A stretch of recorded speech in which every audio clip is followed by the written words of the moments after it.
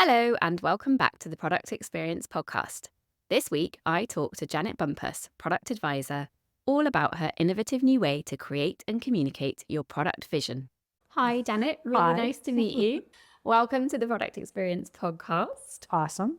So, before we get started on our topic, and we're going to talk about product vision, it would be great if you could give our audience or myself a quick intro to who you are and what you're doing in product these days. So I am from San Francisco, California, where I was a part of 3 different startups. One went public, one was acquired by eBay, PayPal back when they were one company, and one crashed and burned hard. So I joke if you see me flinch, that will probably be scars left over from that one. And then I came over here to Europe about 7 years ago. And I embedded with a team with Philips that was launching a new product, the One Blade. I don't know if you've ever heard of that. It's a shaver device, male shaving. And they wanted to say, hey, can we apply some of these Silicon Valley rapid experimentation and testing things with it? So I joined a team to launch that product. And then I went and worked with an accelerator program and a startup support program. And now I'm an independent coach, trainer, and advisor. Nice. And we're going to talk about product vision. So give me your kind of like, how do you describe what a product vision is to your mum? Yeah, my mom doesn't know what I do. Yeah. But I would say product vision is the beating heart of any strong, great product. And it's not like, oftentimes people are like, our vision is to be number one in the market. It's nothing like, it's not your market share, your market cap, your revenue. It's not like your features or the cool things your product can do. It's really, what impact do you want to have on a customer's life? Like, go out like 3, 5, 10 years, depending on like kind of what the product situation is, and say, what is it that you want customers experience to be with, like when they're using your product, and what job are you going to get done for the customer, and how are you going to make that customer's life better? Do you have any examples of really good product visions or product visions that you think are great? Yeah. So I do both. It's funny. So I do something called a product vision sprint sometimes, where we do it all within 1 week. And sometimes with a large corporate, it might take 2 or 3 months. And it's the same process, but a lot of it is dependent. In big corporate, you've got like a lot of different stakeholders and things just kind of move slower. And in a small scale up, you can be like, okay, let's take 10 people, put ourselves in a room for a week with, 1,000 Post-it notes, and we can probably come up with it. Of course, garbage in, garbage out. So they have to be really prepared. So I make them send me all your customer personas and like your customer journeys and what you know about that, to see like if you're ready to do this. So we do that. I did one with a company here, Movo Medical. They are an awesome scale up here in the Netherlands. They are working with dementia care for elder patients, and there's a big nursing shortage now. So nurses are overwhelmed. It's a hard job. It's a thankless job. And a lot of their time is actually spent running around, making sure at night, like, people are not wandering around, just for the safety of everybody, the patients especially. And so they have a sensor that's underneath the bed that will alert the nurses when people are moving around. And that's just their first product that they're thinking of. There's a lot of other things that they can do. And so we spent a week mapping out what this customer vision would look like in 5, 10 years time. Like, how would it be the nurse's experience? We took it all from the nurse's point of view, because they really want to focus on making a nurse's life easier, because there's such a shortage of nurses and it's such a hard job. And so what would an ideal nurse experience be like with these products helping her work in this care? And what are you allowed to share? What the product vision is? It a single statement, or is it a page? No. Or? So I am a huge fan of storyboards. I can be a little bit of a geek and give you the history with storyboards here. So Walt Disney was the first one who kind of, really, storyboards have been around for time immemorial, but he really pioneered use of storyboards when he made the movie Snow White. It was the first full-length animated movie. It was kind of a bet the company type situation for Disney. It was a big, complex project, and all the designers, everybody started to spin out, not really sure where we were going. And so he said, let me just storyboard out what the entire experience will be like. And then Snow White was a fantastic success, the movie they made off of that. In 2011, I think, Airbnb said, hey, we want to borrow that technique and we're going to make a storyboard. And at that point in time, Airbnb, like they'd started scaling, but like they hadn't gotten super big yet. And they were deciding like, what is our next move? Like, what should we do? They were thinking like, maybe we should like go into office spaces. We don't know. Maybe we should have a mobile app. Like mobile was just starting to get big. So like, we don't know. Is that the way it's going? So they storyboarded out, they had a project called Snow White, and they storyboarded out the customer experience. And they realized during this process, holy cow, so much of that experience happens when a customer's like, getting into their Airbnb at 11 o'clock at night and the key doesn't work and the punch code doesn't work. And like, what do? You're not in front of your desktop. So they knew they needed to go mobile. And so that helped them make that decision. So since then, they had the advantage of they got a storyboard artist from Pixar. I have a freelancer in New York. But we show up with an illustrator. I show up with an illustrator and we storyboard out what the experience we want it to be. And I love the visual aspect of it because we process in our brains images so much faster. It's universal. For some reason, I'm running into a bunch of people who have dyslexia and ADD and have a hard time reading. So it conveys the story. And I see some product visions are like, make commerce easy. And I'm like, that's not a story. Like, what do I do with that? Does that mean I make it like universal? Do I go deep? Do I like work on the onboarding thing? But if you have a storyboard that walks you through, this is the experience we're trying to build, it's much easier to align teams. That's really interesting. I've not heard of a product vision being a visual, visual representation of like your product's future. I know it's one of the challenges because I go out and I'm like all excited. I'm like, I want to talk about product vision, and I'll talk to companies. They're like, oh yes, we have one. Our slogan is make commerce easy. Our product vision is that, and I'm like, I don't want to be rude, but I'm like, that's not a product vision. So how do you go through that education piece with a company? I don't know. I'm stumbling blindly and, flailing. No, I just start talking about how I think it should be done. And most people's eyes glaze over. But, if only 5% are like, yeah, that does make sense to me. Yeah. Like one client I worked with, he was like, I've never liked written documents because, people stress out and like fight over the exact wording of it. Yeah. And, we want the vision to be, we don't know everything in it. We don't know exactly how we're going to do everything. So we can't, if we knew all that, it would be a roadmap, right? So there's but with an image, like we can do that. We can say, here's the emotion we want to convey. Here's the aspect of it. And we can communicate that without wordsmithing and fighting over words. And I guess if your product vision is this more visual storytelling artifact rather than a slogan or a statement. Yeah.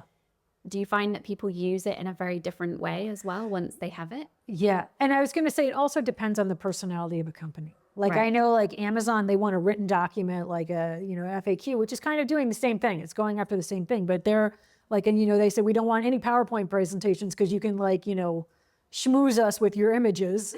We want the facts, right?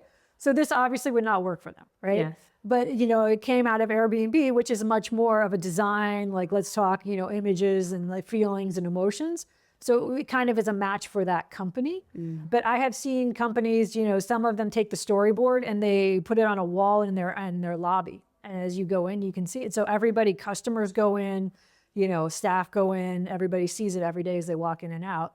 Another one was doing a big like convention, so they had a booth, right? And they're like, oh yeah, we took tiles from our storyboard and put it around the booth, and we're giving like little tchotchkes out. Each tchotchke would have like a tile from the storyboard on it. And so they're using it to talk to customers saying like, hey, this is where we're going. If you want to join this vision, if you want to join this journey, come with us. And it's no one in a convention booth is going to read a 4-page document, but like they'll do a cartoon. Yeah. A little storyboard. Yeah, I love it.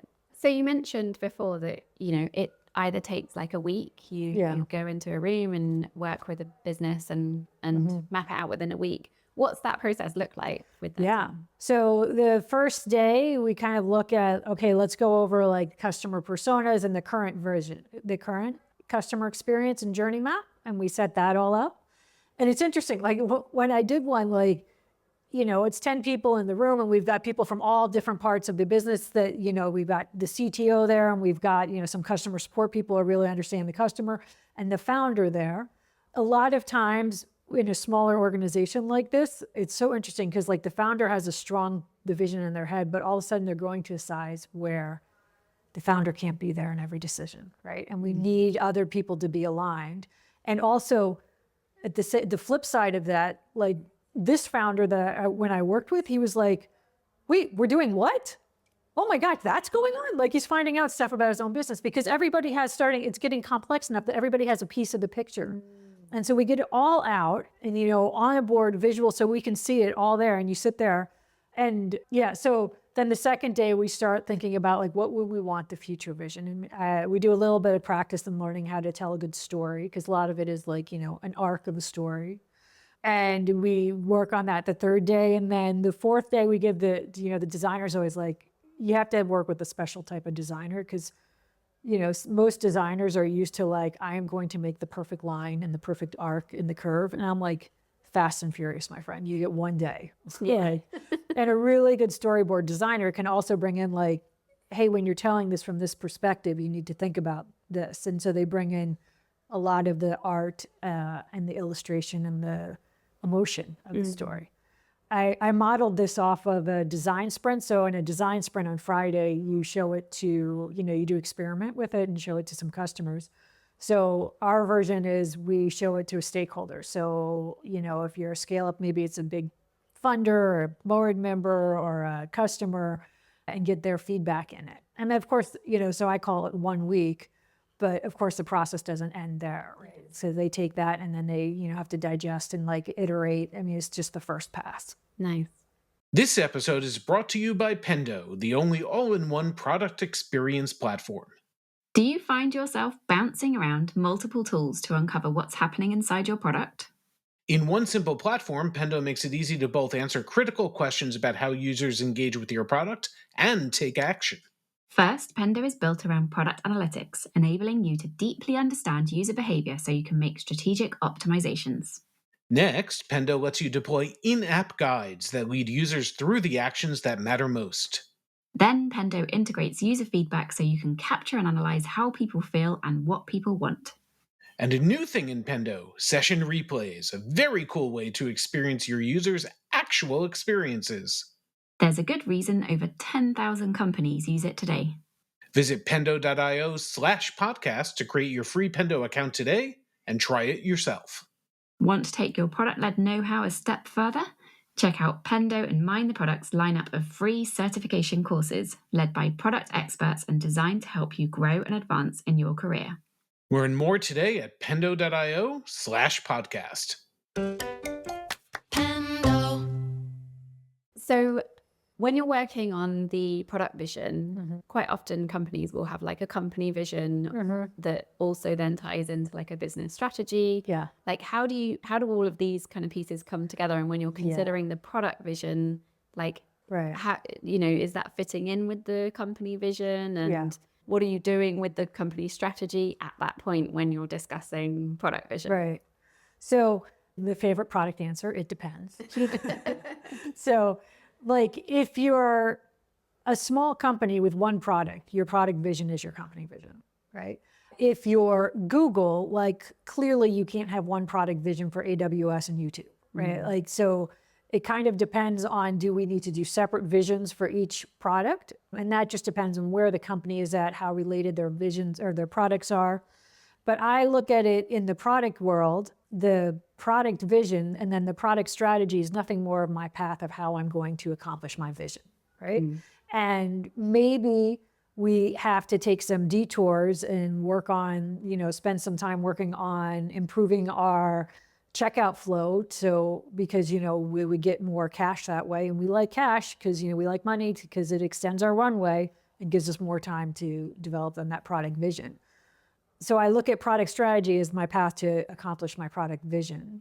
There is also, when these things are being set, the product vision has inputs of like, what is the corporate strategy? Does the corporate want to grow 20% a year and be globally, universally everywhere? Or does it say, hey, we're more about sustainability and want to just have a small business here that really impacts and grows in our community or something like that? So those are all inputs into the product strategies. Like, what does a company want to accomplish? What are our values? What are our principles? And we bring them all together, and then we make the product strategy. And let's touch a little bit on your background as well. Yeah. So tell me a bit about how you became really good at this, this piece of work. How did you learn about how to kind of understand more about customers? Yeah. So I remember I was working at a startup that got bought by eBay. And so I was living in San Francisco, and eBay is way far south in Silicon Valley, so taking the bus down there every day. And this was like the early 2000s. And Agile was coming on strong at this point in time. And like lean startup, it just started, right? And I remember one day that our head of engineering, like the lead programmer, sat me down. He's like, Janet, whatever you tell me to build, I will build it world class. Like, we'll do user stories, we'll do pair programming, we will do agile, retro, like everything. The problem is you don't know what to build. And I sat there at that time and I was kind of like, she's kind of right. Because, right? I was like, how, like, this was before, like, it was basically, there was a team of 3 of us and we would sit around and be like, no, I think we should do this, right? And no, I think we should do that. And so that kind of set me off on a path to figure out, like, what is it that customers want? And so I dove deep into my first stop was the jobs to be done world, which in some ways is just like the most theoretically beautiful framework I've ever seen. Execution, that does have some challenges. Yeah. And then I wandered over lean startup and started doing that a lot, and design thinking, and always trying to figure out is like, what should we build, right? It was a very uncomfortable, awkward moment way back then, but it kind of set me off on a path to try to figure out what is it that we should build. And I guess that kind of leads into the product vision, because at the heart of it, I'm trying to figure out what is it that we should build. I mean, I joke, like, I can make it look beautiful on a storyboard and simple and clear. Like, the day-to-day life is super messy and super challenging, right? I make it look easy. But I do think you need that clarity. Let's figure out what is it that you are going to build, and how are you going to be a sustainable, profitable business? Yeah. And I think that is, like you say, that's the ultimate question for all product managers, isn't it? Is making sure not even what is it I want to build, or what is it I need to build, but what should I focus on first? Right. The prioritization gets really, like, this is where, like, again, it gets very easy at my level. Like, when you get into prioritization and, like, there's a big fire, something going wrong that needs to be fixed, an executive saying, like, hey, I had this great idea, like telling that executive no, right? All of that stuff, it gets really, really hard. And do you find that once you have that product vision set, that can help with the prioritization piece as well? Absolutely, yes. It was funny, I was coaching a group, it was a group setting of scale-up founders. And one of them, it's funny because it started out, most questions, it started out like, hey, we're having a hard time prioritizing and choosing what we should be doing. And if you keep digging in underneath it, it's that they don't have a strong product vision and they don't have a strong direction. Yeah. And if you don't have a strong product vision, every path is viable, right? And how do you choose what you're going to do? Yeah. So what starts out like a company asking me like, hey, we're having a prioritization problem. Oftentimes it comes down to you don't have a strong product vision. Just thinking about who should be involved in creating that product vision or who should kind of own it. I guess this might be another one where it's like, it depends. Yeah. But when you are working on putting that together, who do you like to have in the room? Yeah. So if it's going to be a product vision sprint where we lock ourselves in a room for a week, I would say no more than like 8-10 people max. So I always put it back to the company. Hey, tell me who you want. And, I would like representation from technology and people who understand the customer. Of course, going back to it depends. There's another company that I know that they're all fully remote, but they do a quarterly offsite. And so one of their quarterly offsites, They said, hey, we're going to work on a product vision. And they wanted to use the process of working on a product vision in a way to like bring the whole company together. So they had everybody contributing. So they would break out little exercises that could be opened up to the wider audience. And it takes, so for the founder in that situation, it kind of takes a lot, because I think a fear of every founder is, if I open this up to everybody, we're going to get something that I don't like. And right now, all of a sudden, we're going to be going in a direction that I don't like. So it was, we opened it up to everybody to give input. And then at the end of the day, the founder could take that information and then go sit down and work with the illustrator and like get a story that he really liked, that was the direction that he wanted to go. So he kind of gets like the super vote. So it kind of totally just, again, it totally depends on what the personality of the company is and what the need is at the time. And you kind of mentioned there about, some people having, I guess, a bigger voice in this.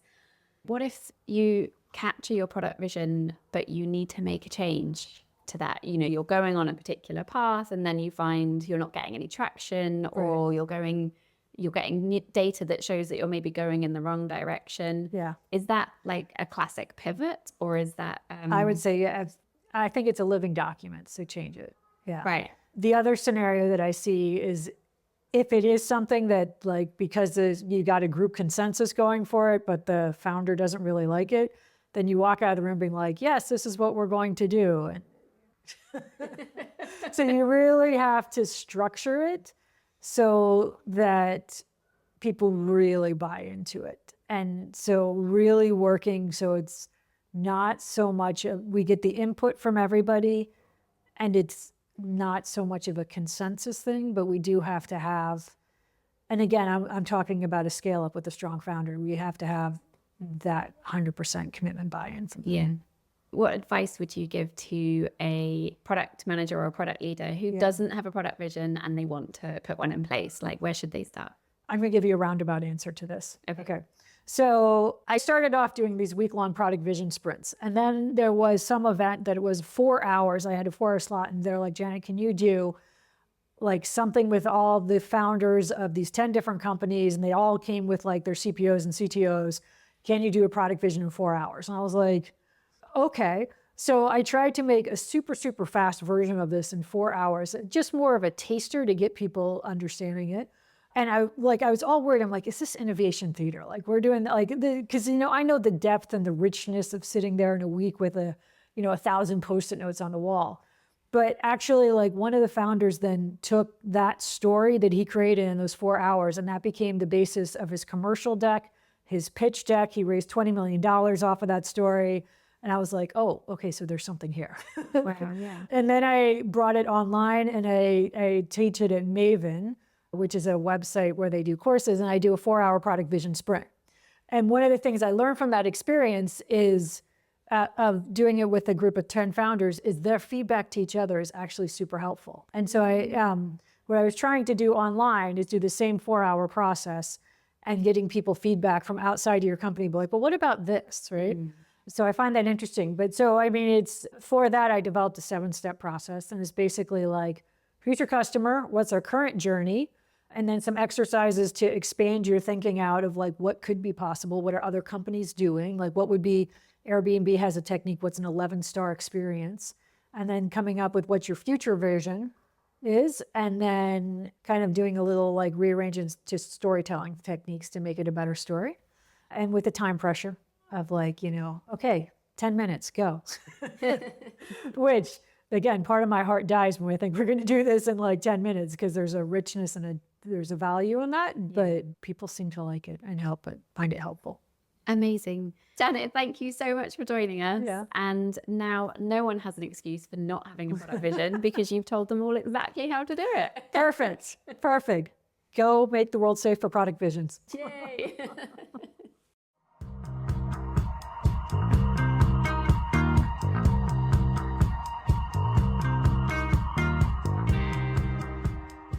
The Product Experience hosts are me, Lily Smith, host by night and Chief Product Officer by day.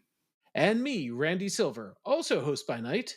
And I spend my days working with product and leadership teams, helping their teams to do amazing work. Lou Pratt is our producer, and Luke Smith is our editor. And our theme music is from product community legend Arnie Kittler's band, POW. Thanks to them for letting us use their track.